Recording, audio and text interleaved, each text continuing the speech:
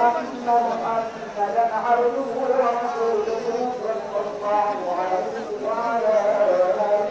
وسلم. الله أكبر الله أكبر لا إله إلا الله والله أكبر الله أكبر ولله الحمد. أوتيتم أيها الناس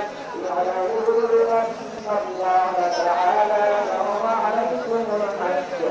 بأمر الاستطاعة وأوجب الألوهية يشبه وكرامة فجعلنا بضعفا وبقية لشعر الحضرم وإن ذلك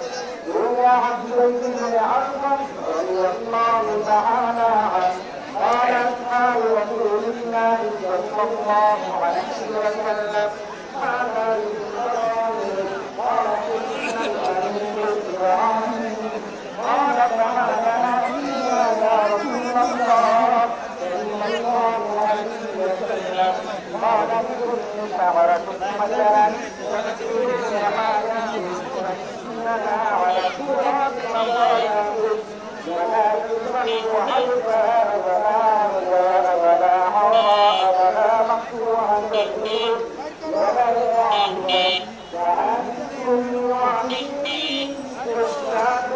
سواء الله